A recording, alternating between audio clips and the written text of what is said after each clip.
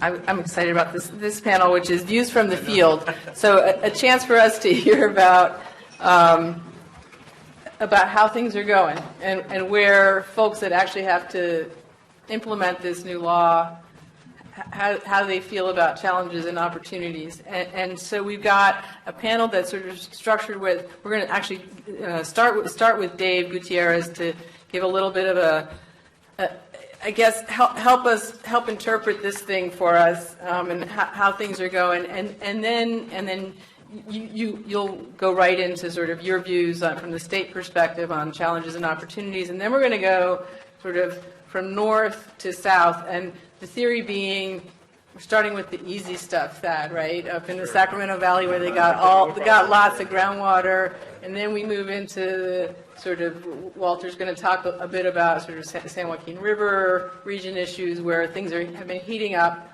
and then we're going to go to the toughest, at least in my view. Maybe you'll get me to revise my views on which is harder and which is easiest. But Eric, who's down in Tulare Basin, and hear from them, and then have a chance to pepper them with questions. So, Dave, go ahead, take it away. Okay, so I know a lot of familiar faces in here, and I know a lot of you are very familiar with SGMA, but I also know there's some folks from out of state here. So I thought we'd start off by giving you just a little bit of overview and kind of how we got to where we got, and maybe some key terms, and then we'll kind of go from there. So groundwater, I think you've heard in some of the previous presentations, is absolutely critical to the success and the economics of California. When you look at statewide, groundwater is used on a normal year, 30–40% statewide. On a drought year, that number goes up to over 60%. When you look around the states, there's some areas that actually completely depend on groundwater. Now the problem is, over the last 100 years, we've gotten ourselves into trouble on certain and particular areas in the state. So we've seen these adverse conditions, and it's kind of important to understand these adverse conditions. So you look along the coast, you see some saltwater, seawater intrusion. You look in the Central Valley, both in the north and the south, you see some subsidence going on. You certainly see water levels dropping, and obviously the loss of water volume as well. And then there's the stream water, groundwater interaction. So you see some of the problems that I think have been associated with that over the last several decades. So now these adverse impacts are really what's, I think, what has resulted in SGMA, which was passed in 2014. So the Sustainable Groundwater Management Act, I think there's a couple of key principles. And one of the biggest principles that I think the legislation intended, and certainly the Department of Water Resources has moved forward with this principle kept in mind, is that groundwater is best managed at the local level. And so you'll see everything that we're putting together, and I think everything that's going to move forward is with that key principle in mind. So we got to keep that in mind, that it's going to be managed at the local level, and that's how we're going to try to design this particular law. Now, this particular law applies to all alluvial basins in the state of California. And the Department of Water Resources had previously defined basins, and these basins have been changing for the last several decades. And it landed last January 2015, it landed on 515 basins throughout the state.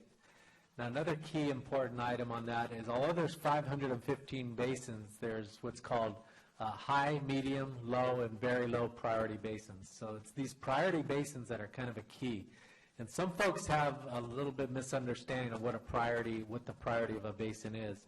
And we've had to communicate this over and over again. But the priority, the best way to look at it is it's the importance of the basin, not necessarily the condition. So there's various factors, but if it's an important basin, if it's important to the community, if the community depends on that groundwater, that's what's going to be a high or medium priority basin.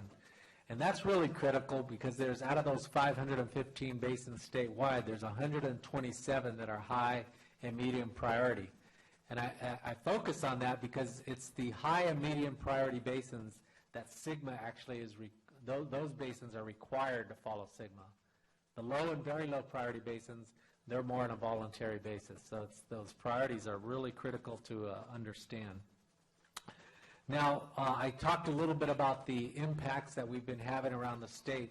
And I think it's important to understand those impacts. Those impacts have turned into what's called undesirable results outlined in SGMA. And so you can think of SGMA as going to be designed around avoiding the undesirable results. So we're not necessarily, I mean, it's going to get to it. It's going to be getting to looking at water levels and so on and so forth. But it's all about these undesirable results. So those exact impacts that I talked about, seawater intrusion, subsidence, water levels, those have now been defined in SGMA as undesirable results. And if we can avoid those undesirable results, then you're going to be successful. Now, there are some vague terms in the legislation. So it says we need to avoid undesirable results that are significant and unreasonable. And then, of course, what's that mean? What's significant and unreasonable? So it's going to be up to the locals with the Department of Water Resources kind of looking over their shoulder to work with the stakeholders to define what is significant and unreasonable. And you can imagine this is really the only way that the legislation was going to be able to be crafted because of the various conditions throughout the state. We can't compare what's happening up in the north, which was happening down in the south. You can't necessarily put a number on what's a significant and unreasonable subsidence number, or what's a significant and reasonable drop in water level. So that's really important to understand. So there's a couple of different entities that have the responsibility to put forward SGMA. So again, the first is the local agencies. So the local agencies, you've heard the term GSA, that's the Groundwater Sustainability Agencies. And these are the agencies of the future that will be actually managing groundwater. And these are local agencies. So the way that SGMA defines these agencies is you must be a public agency, and you must have responsibilities in either water or land use. If you have that, you can volunteer to be a groundwater sustainability agency within your basin. Now, as you can imagine, there's various agencies that actually fit that definition. And so these agencies are going to have to work together and coordinate and cooperate to figure out how they're going to govern those particular basins. So the SGMA was given many authorities and responsibilities associated with those new groundwater sustainability agencies. So it's going to be up to them to figure out how to govern, take those responsibilities and authorities, then implement their local groundwater management. Then the other two key responsibilities lie with my department, the Department of Water Resources, and then the State Water Resource Control Board. So my department, it really falls into two categories. One, we were responsible for writing the rules of the game. And those rules of the game are really two sets of regulations. The first was basin boundary modifications.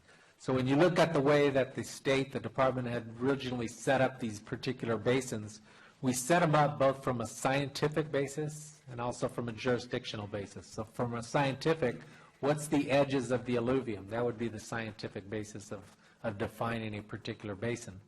But in California, look at the entire Central Valley. The entire Central Valley of California is huge. It's one big, gigantic basin. You can't really manage that one basin all on its own. So it was broken up into these jurisdictions pre-SGMA. Now, SGMA comes along, and there may be better ways to actually manage those basins in the future. And so regulations had to be developed to allow those locals to provide some possibilities of potentially changing those basin boundaries. So the basin boundary regulations were completed back last year. They're implemented. We had our first window open between January and March of this year for those local agencies to actually apply to change those particular basin boundaries. And then the next set of regulation is actually the most critical one, and that's the Groundwater Sustainability Plan regulation. So the GSP, or the Groundwater Sustainability Plan, that's going to be the key. That's the key of how that local agency's going to manage water into the future. And so you could imagine, again, the Department of Water Resources had to lay out how a groundwater sustainability plan is going to be developed, and then most importantly, how is the department going to evaluate whether that groundwater sustainability plan is going to be adequate or not. And then following up over the next course of decades to follow, are they actually implementing that groundwater sustainability plan in an adequate manner? So it's going to be up to the department to be working with these local agencies, starting actually right now as we move forward into this particular, putting this piece of legislation together. And then the last piece is the State Water Resource Control Board. The State Water Resource Control Board has a critical role as well in SGMA. And so their role has often been defined as kind of the backstop. So again, local agencies, we're giving them the responsibility to manage groundwater. But if they're not able to do that, if they're not able to form a governance structure by June of 2017, if they're not able to develop a groundwater sustainability plan by either 2020, if you're already in an overdraft condition, or 2022, if not, if you're not able to develop that plan, then that's another backstop situation. Or if you're not actually able to manage according to your plan, yet another backstop. And what I mean by backstop, if the locals don't meet those criteria, then the state water resources can come in and internally manage the basin for the locals. They will come in, so it's not a voluntary thing. So that's what we're trying to avoid. We want the locals to be successful. We all think that's the best way to manage this, and so that's what we're going to try to achieve.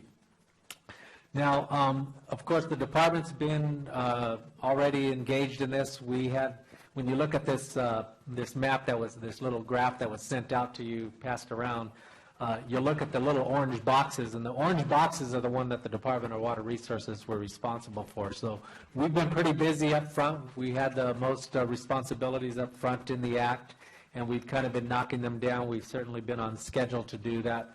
Certainly up front was the development of the regulations. Some of the other things that we've had to do is to define which basins are in critical condition of overdraft. And then after that, we have the regulations. We provided facilitation. Some of the other things, you just heard about water available free charge, so the department's going to be doing that. Some of the issues that I see, and then I'll close up, first and foremost is GSA formation. Will these GSAs be able to actually get the governance structure up and running? The next big issue is data. This is certainly a tough issue to deal with, and we need to get good and accurate data and develop the data gaps in order to get to the right answers. That's going to be a huge lift on all of our parts. And then, of course, the communication and outreach is critical. We want to actually work on the correct types of information.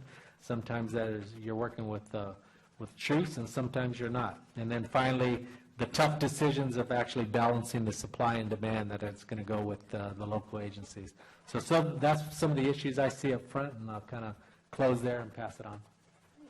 Thank you. I think we'll pass right over to Thad. Good afternoon. My name is Thad Bettner. I'm the general manager at Glenn-Cluse Irrigation District. We're up in the northern part of the Sacramento Valley, about 80 miles north of Sacramento. Our district's about 175,000 acres. We grow all kinds of crops. We serve 3 refuges, and a lot of the work we actually do is coordination with the environment. I spend probably more of my time serving the environment in terms of what our district can do than actually serving our growers. So it's a unique situation we have in Northern California. It makes it, I'm an engineer, so trying to be a biologist, it's always a fun night job, I guess. I guess just to maybe give you a short history of kind of where we've been and then where we think we're going was kind of what I want to talk about today. First, just in our region, if you do go to David's website and you look at the groundwater entities that formed, we kind of have an interesting story in Northern California. When the SGMA legislation was passed, we had some small districts, kind of the 5 to 10,000 acre range, decided that they wanted to be a GSA. And we were kind of all trying to hold back and say, wait, let's kind of get our story figured out, who's going to do what, and then let's everybody go form our GSA per the legislation. There was some concern about the counties and what role the counties would have, so they decided just to act and filed to be a GSA. And under the legislation, when it was passed at the time, you had 90 days to, if you had an overlapping area or somebody was in a control area you were interested in, you had to also file. And so what happened was those districts filed, and then 90 days later, the county filed, and then when the county filed, the other districts had to file, then we had to file, and then we're in 2 counties, so when we filed, then the other county had to file, and then all the entities in that county had to file. So pretty soon we had, attorneys and everybody going squirrely for about 6 months trying to file and get everything done per legislation. So if you look in our area, it's just a complete mess. And then a year later, they passed new legislation and said, well, if you're all overlapping, you all got to start over, so good luck with that. So we're starting over, so that's kind of where we ended up. So that's kind of the story, and I think so it's kind of rough going, and memories are short, which is a good thing. Maybe just start with some key issues, and then maybe our path forward. I think in our area, I think you've heard before. I mean, we are blessed with a lot of the precipitation in Northern California, so that is a good thing, and does make, I would say, our life a little bit easier than what Eric's probably going to talk about. But nonetheless, we do have some problems up in the Sacramento Valley. We have areas where we do have subsidence in different local regions. We have area with extreme overdraft, and I would say that likely that area of overdraft will not be solved with surface water. There's going to have to be likely some demand reduction as part of the solution, and that's always challenging. And I would say the bigger issue in our area deals with connected surface and groundwater and how that affects stream, river flows, and the ecosystem services that we provide. So to what extent does groundwater recharge that we do ultimately end up in streams to the benefit of fish and other species, and to what extent does groundwater pumping deplete some of those streams and cause environmental impacts? And I think that will be a very rough issue to work through, given that we don't have a lot of data. It's easy to go in there and do water balances, water budgets, supply, demand, surface water, imported water, et cetera. But once you bring in the environment and how you affect the environment, you need a different tool set, and that will be a challenge, but one that we're looking forward to.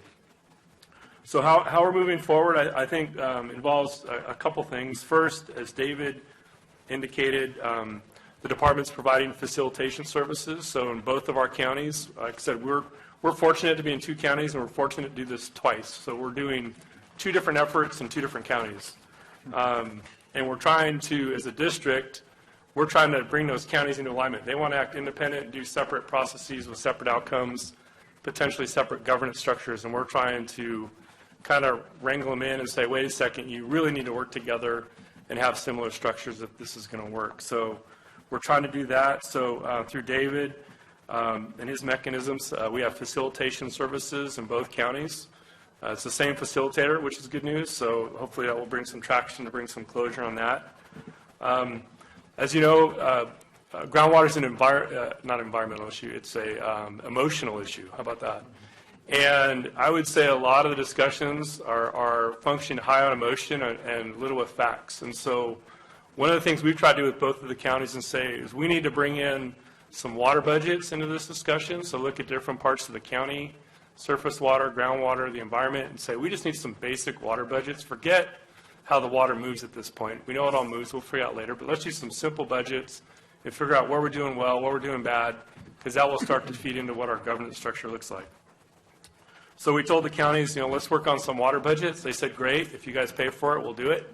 So we as surface water districts have actually given money to the counties to hire their own consultant to go and do the water budgets. But again, we need buy-in in the process, so we've agreed to do that. So that process is ongoing. So, we're hopeful as we move forward that type of data and information will better inform governance. And, as I like to say, if we meet one time a month, we had 12 meetings to go, but now we're starting in July. Now we have 11 meetings left to get our governance put together. So the pressure's on, but we're looking forward to it. Thank you. Thank you.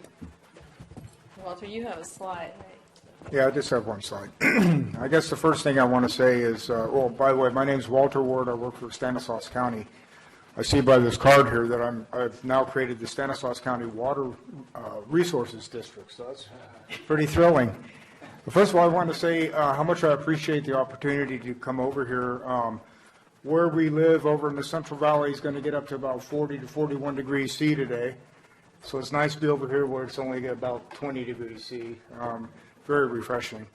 I put up this slide, and I use this a lot when I make these presentations, and it's kind of self-explanatory, right? And what I want to talk about, though, is the word awareness. And you can substitute that in this regard as opportunity. It's been a tremendous opportunity to bring together so many different institutions that in the past really had nothing to do with one another, only if they shared a common issue, right? And people generally don't get excited about anything unless they sense a risk or a reward, right?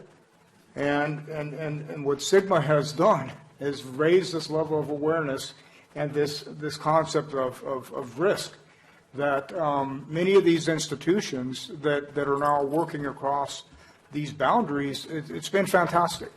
The county's role has been largely one of a collaborator and a facilitator, bringing people together.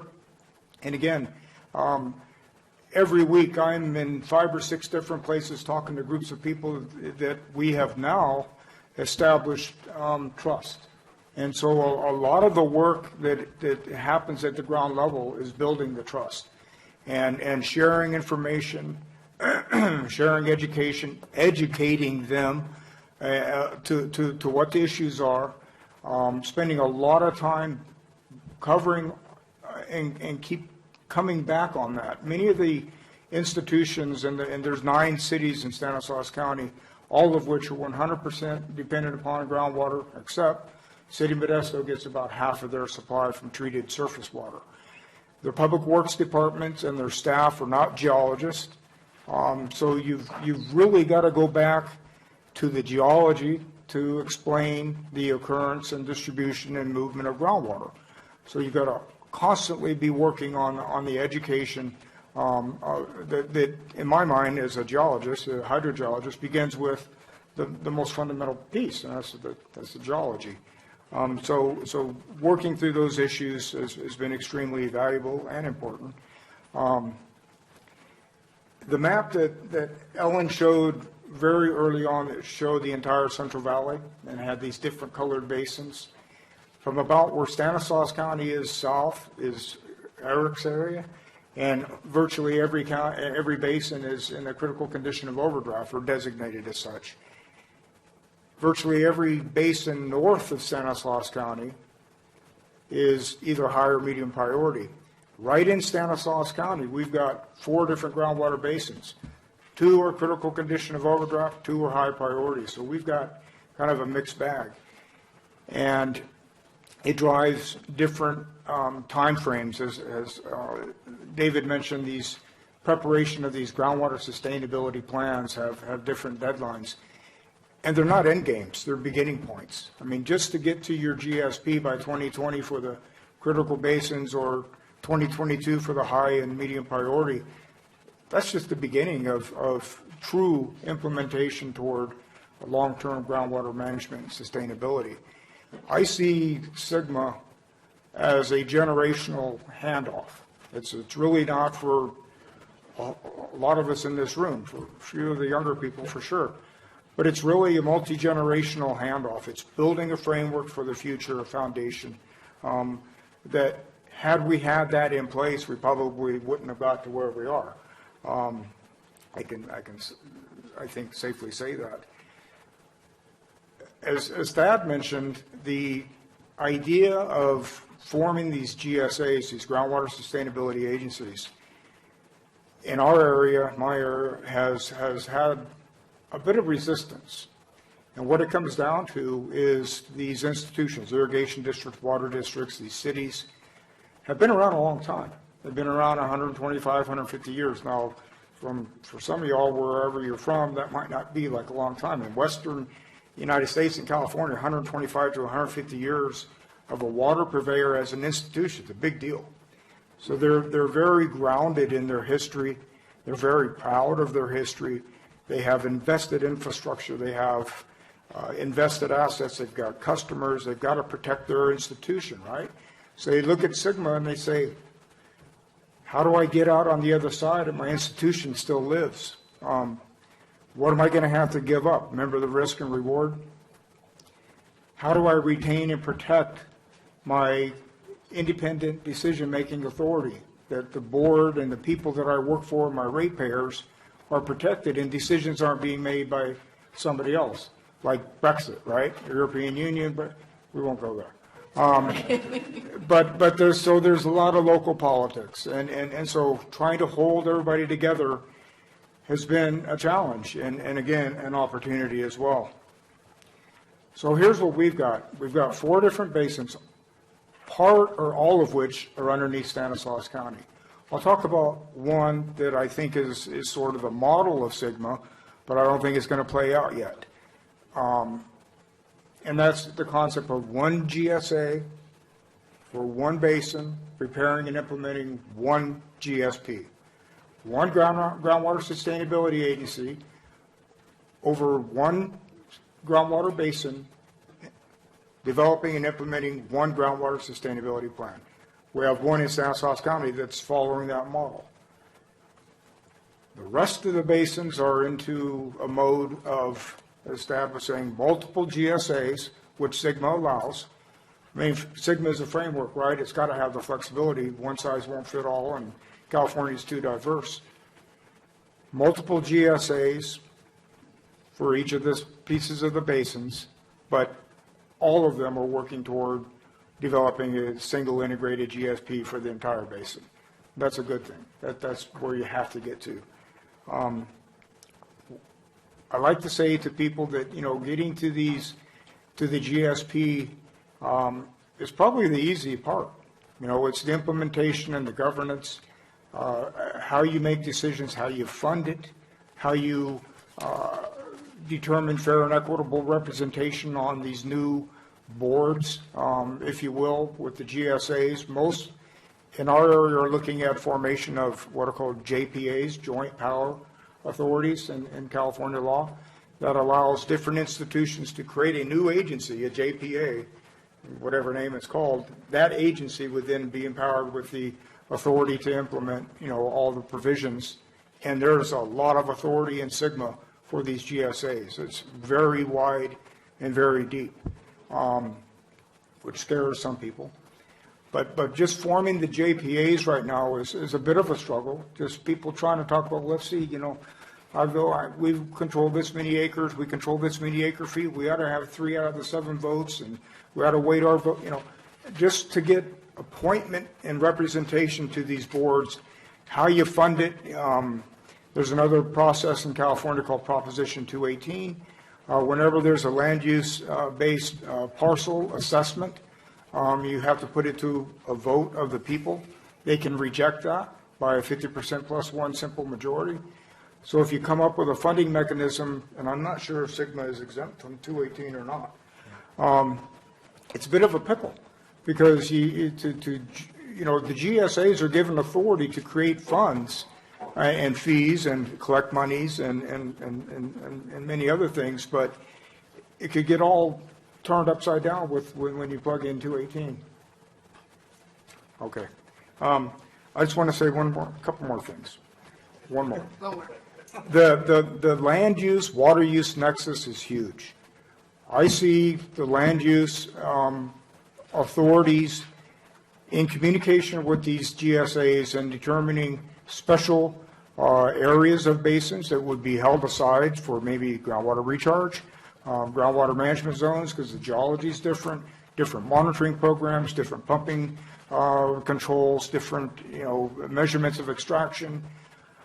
But ultimately, tying the land use to the water use is huge in terms of future implementation, sustainability, and as the young man was asking earlier about the 8 Fresnos, how do you do that? So. Thank you.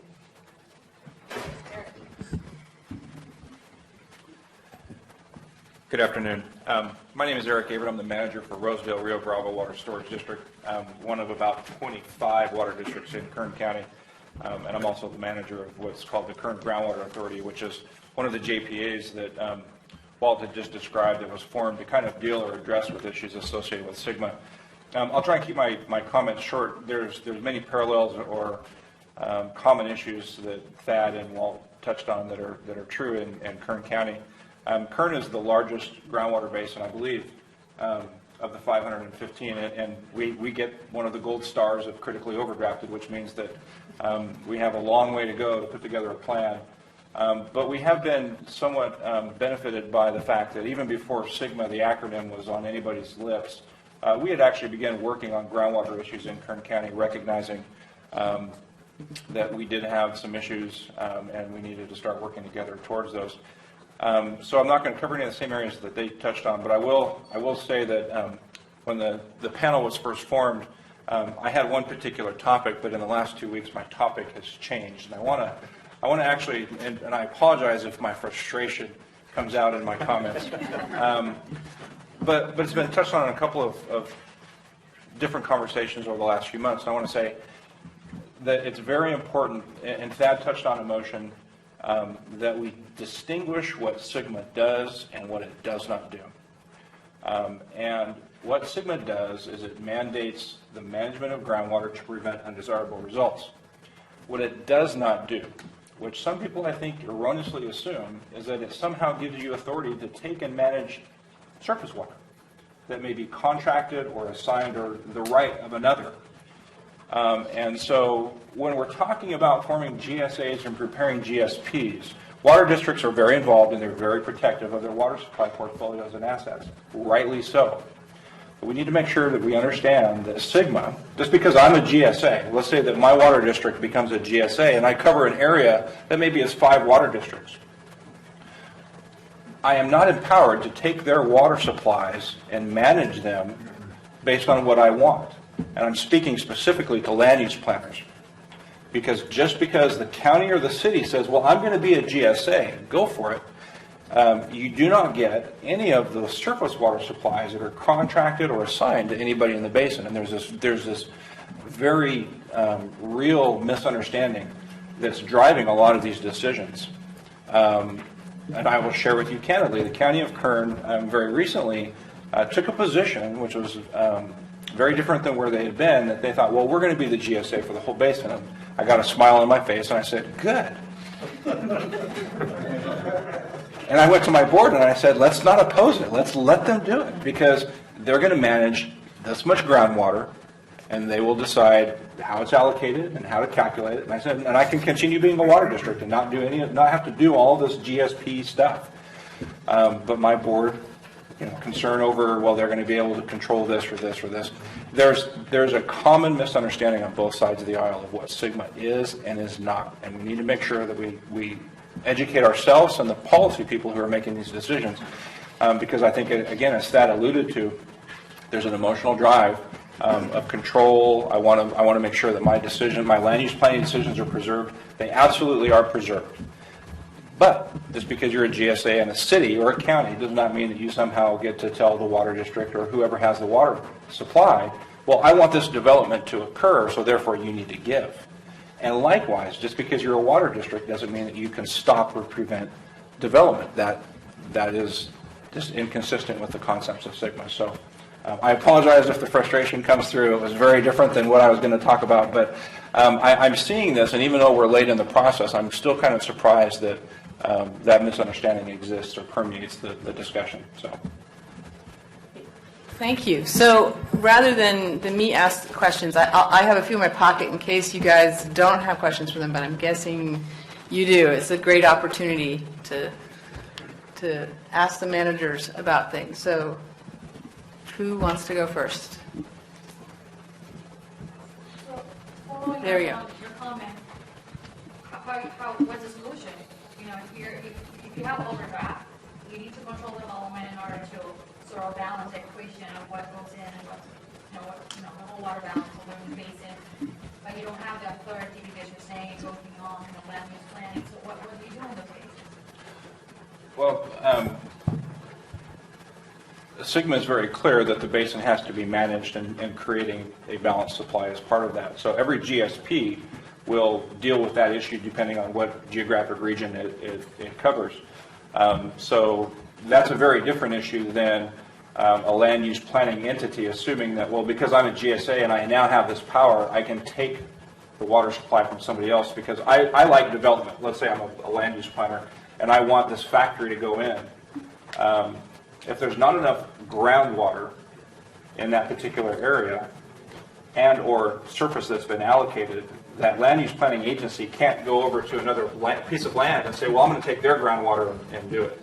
The plan has to be, I think it's a coordinated effort between land use planners and the GSAs, clearly, so that there's a common understanding. But that linkage hasn't been made. I think Walt touched on that, those two types of entities really need to coordinate.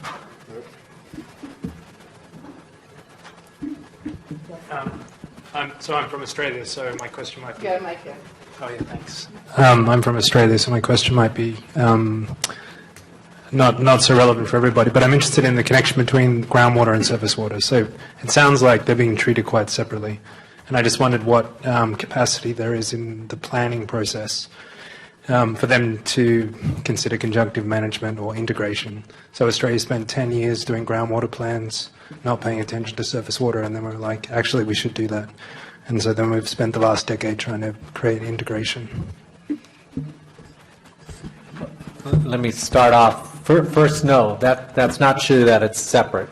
So the sustainable, the groundwater management plan, the groundwater sustainability plan must in fact complete a water budget. And that water budget has to actually have a good understanding of how surface water and groundwater interact. And basically what we want to understand is what is the supply and the demand, and what is the supply in terms of both groundwater and surface water. And then what we're trying to do is avoid those undesirable results. Now after that, it's up to you to figure out how you want to do it. I think Eric's point is there are already water rights in place, and folks actually own certain surface water situations. That's not going to change, and Sigma did not intend that to change. The point is, groundwater is a piece of the equation, and what Sigma's trying to do is you can't just make up, if you need more supply, you can't just make it up if you don't have any groundwater supply left. You have to address it somehow. You can go out and get more surface water. You can deal with the demand piece of it, but in either case, you're going to have to deal with both. So they're definitely tied together. The regulations are absolutely tying those together, and so the point is the laws are different. You have a water rights law, and now you have a groundwater law, but they are tied together, absolutely. I want to add something to that. Cameron, if you look at the individual well hydrographs in our area, you can pick out by their signature every drought period because there's groundwater decline, right? I mean, and you can see recovery when they're wetter again because now surface water is available.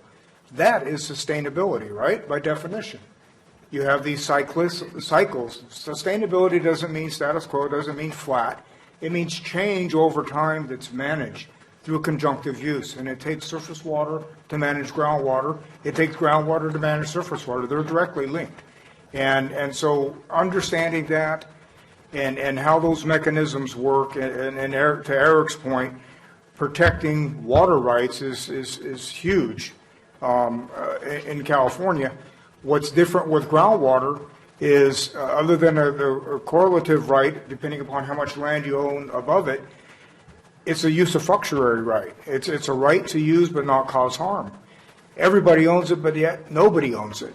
And so that's kind of a different kind of a concept when we have to couple that together with these other programs and practices and other institutions. That's why it's going to take some time. This is evolutionary in the sense that we get to 2020, 2022, we're not flipping on a light switch and we're sustainable. David's, to his credit and to the credit of his team, has come up with this concept of substantial compliance. We're not all going to get there at the same rate. We're not all going to get there at the same time. We're going to get there on different glide slopes. And it's going to take another generation, I'm sure of it, to move it through. I mean, it's a change, as Thad also mentioned. All of this is about doing things differently than we have in the past. So yeah, just, I mean, real specific, in California, our surface water system is highly regulated. We have the State Water Resources Control Board that can go in and basically make decisions to change how water is allocated, when it is, independent of, what's in your water rights. So that's a unique system. Our groundwater system and the GSPs will not likely be that specific. And so, one of the things we deal with in the Sacramento Valley is, we know, we believe, whatever, how about that? We think, right? I don't want to get myself in too hot water here. That, some groundwater pumping is affecting a stream, let's say, right? We know that. Well, if there's a surface water diverter on that stream, he will get cut off before the pumper will get cut off, irrespective of time, who was first or who was last. So the only way you fix that is through an adjudication, obviously, right? And I think that's kind of what you guys went through. And I think the question that was going to be is, can we do that voluntarily through a GSA, GSB process, which would be much quicker, much less expensive, and get the environment what it needs much quicker. But that's going to be, you got to bring some people to the table who have not been to the table before, and I think that's going to be the challenge of how do you get them enough information to say, yeah, they're part of the problem, but they can be part of the solution. And I think that's what we're up against right now. And I apologize, I probably should have put a definition of groundwater, because, for example, my district imports water and recharges the aquifer, but we would not consider it, quote, groundwater as I was intending to define it. My definition of groundwater sometimes is called safe yield. It's basically the unappropriated water that contributes to the groundwater basin that isn't assigned or isn't somehow claimed by virtue of a state work permit or others. And so that's the little piece. And in Kern County, and I try to tell people, we're fighting over nothing. I mean, it's a very, very, very small number. And that's really what we have to deal with. We have to quantify it and allocate it. And that is what our signal process will be. And then we have to learn to live within the means of what surface supplies we have and what the safe yield of the basin or the groundwater is.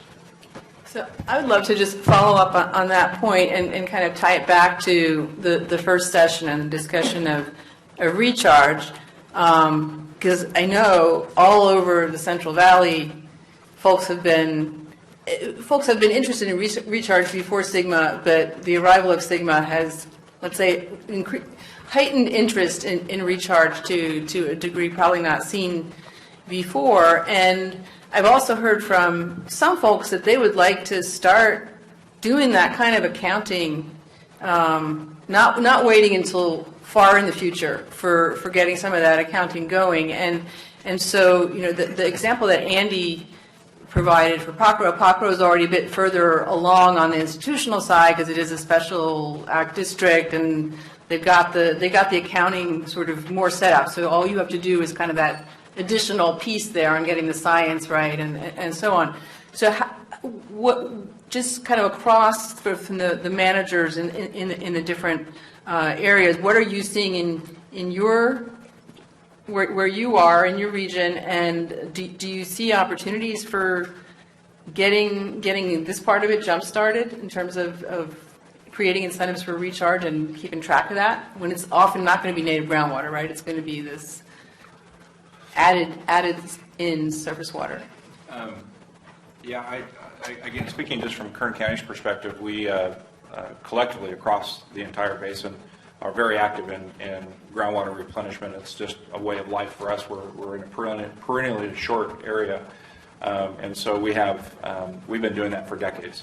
But that's a strategy. You know, the prior discussion was flooding of fields, and those are things that we just do second nature. It's very common in our area. My water district has well over 3,000 acres of land just set aside specifically for groundwater replenishment with berms and basins, and when it's wet, we put in as much as we possibly can, and we also have systems in place to allow us to deliver high-flow water to farmers to over-irrigate their fields in order to capture the replenishment water, the over-irrigation as groundwater recharge. So for us, that's been an ongoing process and just a strategy that allows us to survive in a very arid climate. Yeah, I think the examples in the previous panel were illustrative of, you know, what we're trying to do as well. I mean, I think as a district, we just do that. We'll buy additional water, bring it in, and recharge it. We do a lot of it actually through streams and creeks that we have in our district. So we take creeks that are typically run dry in the summer, and we put water down them just to get recharged, and that's a very effective way to get water in the ground. But a lot of times we're buying that water. So if you're buying that water at $80 or $100 an acre foot, you're putting in the ground, it's tough to have a pumper next door pump that out and get it for free. So, you know, at some point, I think where we're going to end up is, yeah, everybody's going to get some rata amount of groundwater pumping like Era was talking about. You know, is it this much or is it that much? We'll have to figure that out. And if you're pumping more than what your allocation is, it's going to cost. And you're going to have to pay somebody else who's not pumping. I mean, we do this in surface water districts. We do this all the time. We take land out of production. We don't have enough. growers transfer surface water internally to get enough water to cover their crop based on their unit duty or the ET rate or what they flow out the meter. I mean, that's what we're going to have to do with groundwater as well. So we're going to have a market system that addresses that. So who's going to administer that? I mean, we do it in our district, and trying to get the counties to do that, I mean, that's going to be a super heavy lift. No offense, Walter. Boy, there's a lot of different places to start with that. In Stanislaus County, first of all, you've got to have a place to do recharge, and so you've got to start with depth of water measurements, and they're fairly shallow. So it may mean that if we do in fact find areas through these GSPs where groundwater recharge would in fact be beneficial, and where that might occur, we may have to pull the water level down so that we create a cone where we have a place to put recharge water. Not everywhere is the, it's not a big old homogeneous isotropic bucket of sand out there. There are different types of aquifers.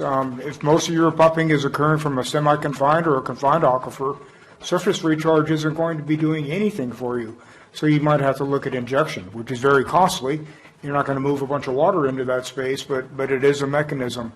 Stanislaus County has applied for a state grant with the State Water Resources Control Board.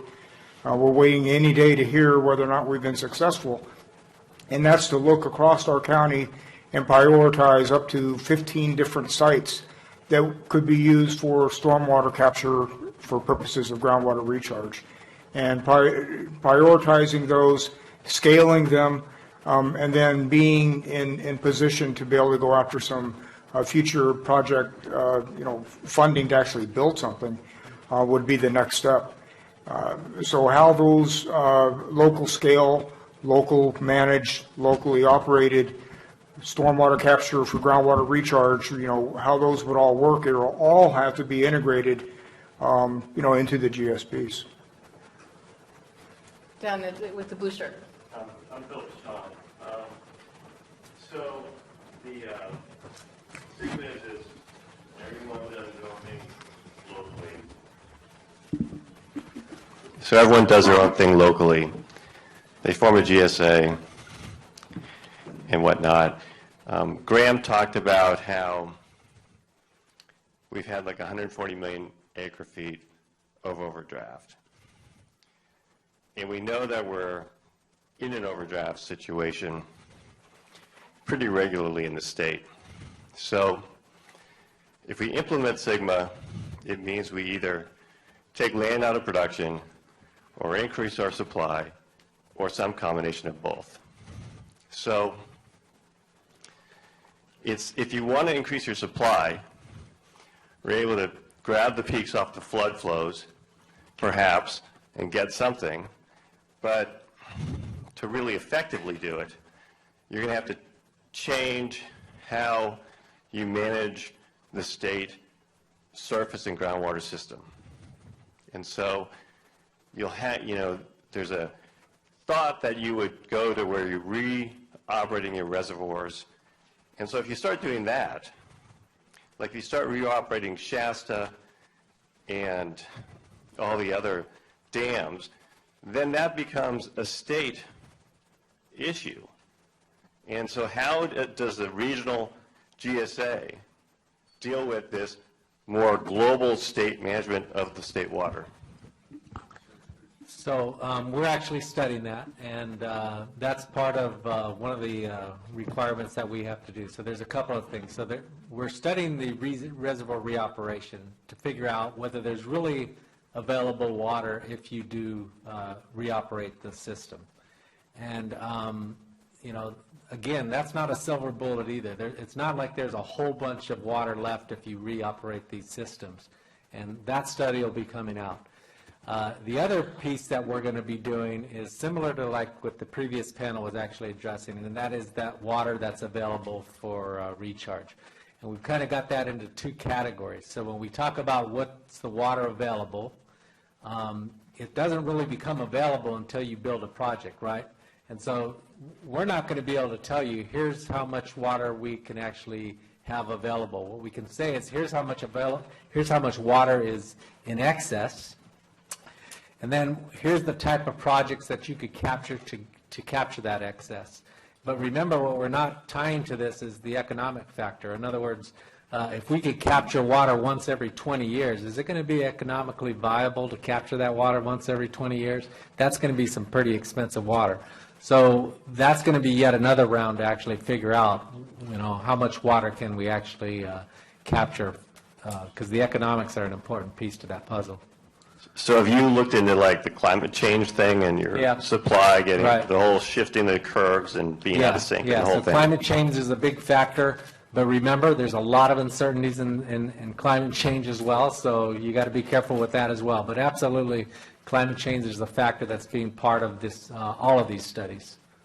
Yeah, question over here. So going forward, as we start to have to make groundwater allocations, what are your thoughts about, how you're going to make those allocations to the people that want to use groundwater in your various districts? Because there's a lot of possible plans, and I just want to see what your thoughts are for what you guys are planning. Sure. So we're actually starting those conversations, and I can't speak to, well, first of all, we have to quantify how much groundwater. When I say groundwater, again, I'm talking about that safe yield. I hope and assume that it'll be allocated proportional to acreage. Now, there's attorneys involved, and there may be other rights and things that I'm not privy to that would maybe modify that. I live in an overly simplistic world, which I was like, if I have 10 acres of land and 10 acre feet of water, each one gets one. But that's, again, we're early in those conversations, and I know that there's all kinds of issues that have to be addressed. When it comes to our surface water supplies for the district that I represent, it will definitely be allocated proportional to acreage. And so if we have 10 acres and 10 acre feet, every acre will get one. So I would hope and assume that we would manage the groundwater basin within our purview that same way, proportional. So we're doing, as I mentioned, we're doing water budgets through our different areas in both the counties. So we're trying to figure out how do the surface water districts compare to groundwater pumper only, what's, net put, net take, that type of thing, and do that. I think that when the question gets back to trying to allocate a certain yield or groundwater, like Eric was talking about, the question is going to be, well, you almost have to go, well, what's a natural condition, trying to figure out what would happen absent surface water imports and everything else. So that's going to be a challenge. I mean, that's where I think some of the modeling will probably come in and help to get to a baseline, but I think that's probably the next step. I mean, in our mind, these water budgets, it's using, a lot of it's using satellite imagery, surface water budgets for districts who have all the records, putting that in. That's pretty easy to do. I think when you get into some of this modeling about what would happen if no surface water, what would be natural conditions, that's where it gets, the price tag goes up pretty quickly. And I'd say that's probably some of the work we do after we form our GSAs.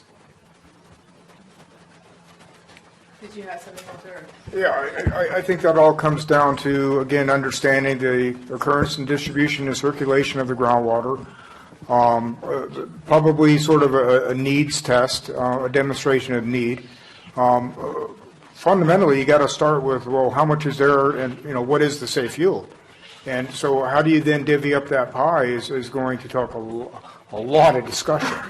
Is it first come, first served? Is it everybody's got an equal share? And you got to have, there's probably some adjudicated basin models that we could look at for methods and processes that were used. It's going to come down to understanding your water budget, having a good model at a local scale that can help you make those kinds of decisions. It's location dependent, right?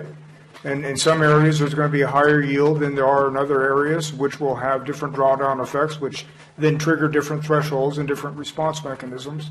That's all got to be part of the mix. It's all part of, true active management of the groundwater component of your water supply. Thanks. Graham, so you have the mic. You have to be real fast, because I wanted to do a lightning round with these guys. Okay, real quick. Just wanted to make sure everyone understands that there are deep benefits to recharge. The Central Valley, even though it's all confined aquifers essentially, all of that system is in pressure continuity on a time scale of days to months to years. So shallow recharge even benefits the deep confined aquifers, because that's ultimately where the water comes from. Thanks. Okay, lightning round. You have up to 30 seconds. Greatest hope or greatest fear, or both if you can do them really fast. Greatest fear is that somebody doesn't want to play and be fair and really work at creating these GSAs and making this work. They could trigger an adjudication and off we go to court. That's my greatest fear. My greatest hope and my greatest fear is the Groundwater Sustainability Agency is actually formed by June of 2017. And that's my greatest fear as well. Let's see, my greatest hope is my lotto numbers would hit and I'd get out of this mess. No, I would say greatest hope is, that we get our GSA formed and GSPs done, and that I'm still here as a manager. And then greatest fear is, I would say, the adjudication. I think that could just derail everything. Greatest hope is that, for me, I don't see the GSAs, while they're an issue, I've commented that they're more of a sideshow. The real test for the basins will be the coordination of the groundwater sustainability plans. Clearly, we have many, many technical issues that we need to, A, get understanding or data to help inform decisions, but B, they're going to be very difficult to work through. So do I have a greatest? That was a fear, right? That was a fear. There's so many fears. It's kind of like that. Greatest hope is, no, it's another fear. Like I say, adjudication. I'm beat down. I have no hope right now. Let's give these guys a big hand.